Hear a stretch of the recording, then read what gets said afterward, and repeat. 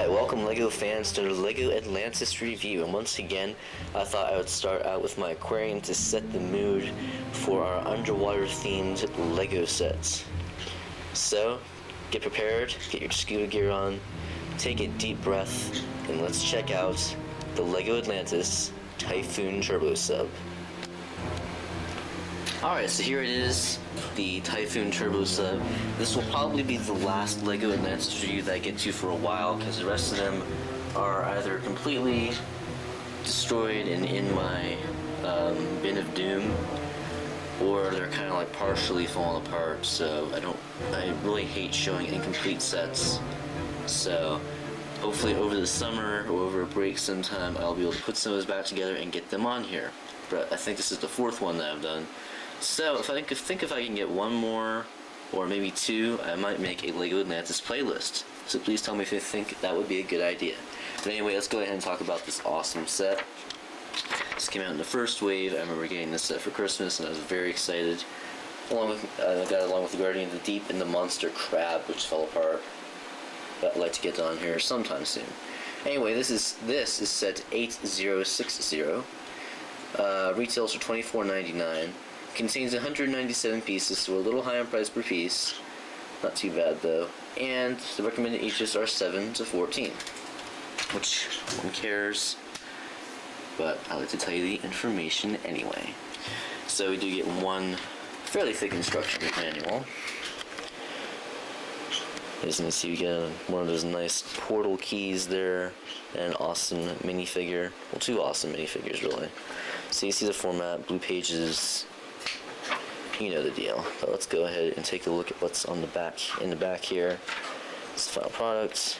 It tells you the functions that you get. One of these functions I kind of forgotten about, so that's pretty cool. And here's some of the other sets we get. I reviewed that one, and that one, and that one. So yeah, I believe this is the fourth. And shows you some details about some of those other ones. A map of some sort. Unfortunately, I don't have that set to show you. Check out the Brick Show if you want to see that. Shows you the minifigures that you get in each of those sets. Tells us about the website, which I don't believe is on there anymore, unfortunately. I'm not really sure what this is. If you know what it is, please tell me, but I think it has something to do with, yeah, it looks like web cameras or cell phones or something. You guys know that I'm not really into that stuff, although I do those filming tips, which I hope are helpful. Please let me know if you think they are. But anyway, let's go ahead and take a look at our set. And our first minifigure is Axel Storm. Don't ask me about the name. I don't know why they named him that. Some of the other names make more sense. I guess he's probably the techie guy, though. He comes with some flippers and the scuba tank that we see on all of the LEGO Atlantis divers. Of course, the green visor does come off, like so. If he feels like drowning, he can take that off. Or we can have this guy take it off. But I'll show you him in a moment. We can put some Technic stuff in there if we'd like. Our friend Fan with the second showed us that we could do. It's a little tricky, but it can be done. It's the rest of our minifigure. The only thing that's different about him is his head. I think he's like their captain. You know, he looks really freaked out there, probably because he sees this guy swimming around. First, we'll take a look at the back printing and all that good stuff. So it's a nice scuba gear on the back and on the front. Get the LEGO Atlantis symbol on his thigh there, and even foot printing, which is very nice. So overall, he's pretty decked out. He's got some cool equipment. Only thing I can complain about is he didn't come with a harpoon gun, but he doesn't really need it because he has some awesome torpedoes, including foot missiles, but we also get some better ones. So the suspense is building. Here we have our Shark Warrior, and this guy is pretty darn cool, especially this head mold, so I think I'll save that for last for once. Comes with the trident, like most of the warriors do. Fairly boring printing, but it's okay. Not really sure what those are supposed to be, like some tattoos. Oops. The printing does continue onto the legs, as you can see, which is very nice. No back printing, which is disappointing. And here's that awesome headpiece. We're not going to see this mold anywhere else because it's just so special. dorsal fin, teeth, eyes. That's where it fits on the body. I'll show you how it kind of works. Little focus there. So overall, a very nice minifigure. He only came in a couple of sets, so he's a pretty special guy. He'll probably go for quite a bit of money on eBay or Amazon. Final thing before the actual submarine, we do get this very nice portal key. I don't really get why there's a sea turtle on there, because there aren't any monster sea turtles in the theme. Neither in this wave or any of the others. And it's just kind of not as intimidating as some of the others, like the shark and the squid, so it's still nice though, nice yellowish green, mostly yellow. Of course, we all know how it can fit on a minifigure's hand. You can either grip it, or hold it like a pizza, or like the One Ring of Power. So we'll get to the set here in just a moment. Alright, so I'll give you a bit of the 360 here real quick. So it's a pretty big set for only, what was it, 197 pieces. So mostly red, we got some grays and blacks and greens in there as well. But most of these ships have a base red color. Okay, for comparison, here's a minifigure. A little closer maybe.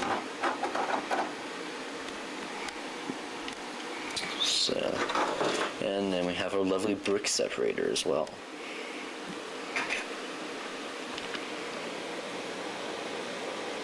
So let's go ahead and take a look at the actual features and functions of the set.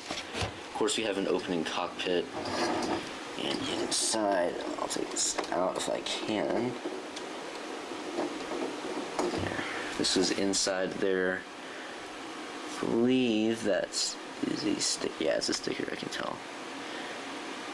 Got some radar on there. That clips inside. I'll show you where that is. Right there. And if we take his helmet off, well, in the picture they show him with the helmet on, but it's tricky if you want the helmet on and the cockpit down. So you can kind of see here, it's wanting to break a little bit,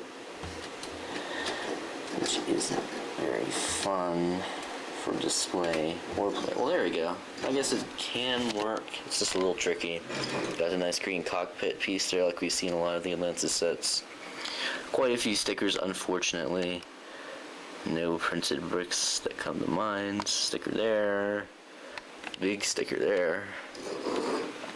Little sticker. Big sticker. You get the picture. But not too many. It's kind of borderline for a small set. Now at the front we get these nice big wheel pieces which turn and have the propellers inside. So you can either spin this part or you can spin the actual propeller inside. And of course you get two of those. And I guess I'll go ahead and show you the main feature of the set. We get all this technical stuff in the set, and that is so that we can get this pretty cool function where if we pull this, is it back or forward? Let's try forward first. There we go. So we pull all this forward and it goes in reverse. So now, let's see, what way would it go? Probably go this way. I don't know. Can't really think about that right now. It's late. It's been a long day. Now if you want to put it back, what happens is there's these clips attached to, I just call them the bar pieces, the red bar pieces. Can you kind of see those in there? So it makes it a little hard to unclip. And you can see how it can clip on either that side, and can clip on the other side as well. It's a little harder to see in there. So there is the main feature. Now these Technic pieces and then this circular piece right here kind of keep it steady. Here we have some more propeller things, spins 360. Can you spin that? Well, can, of course, spin this. Up here it has some antenna and this pretty neat like radio tower piece right here. See those quite a bit in the Atlantis theme. Some more neat pieces right there. You kind of know what those look like, I think. Well, I'll take it off, just in case you don't. Just the gray piece down there, that's pretty neat. You don't see it too often. Hopefully I can put it back together the right way. There. Now, get some lights here, and just kind of move a little bit. And of course we have to have some flick missiles, which I will flick for you, because I know you want to see it. Of course they're a little tricky. This one I'm just going to push, because I'm lazy. Okay, you saw it, my hands hit it. And those are green pieces right there, which is kind of cool. Now, we do get some neat little apparatuses for taking specimens or whatever they're doing down there. But I'm going to flip it the other way, because that kind of reveals them. So we have this little claw piece. So it's probably used to grab little specimens, put them in jars. You know what scientists do with those, and study them.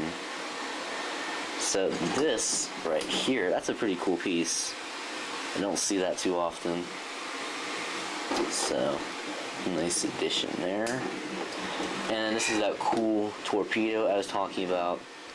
We don't see it too often anymore, because I guess Lego probably thinks you're dangerous or whatever. But you push this, and it goes flying.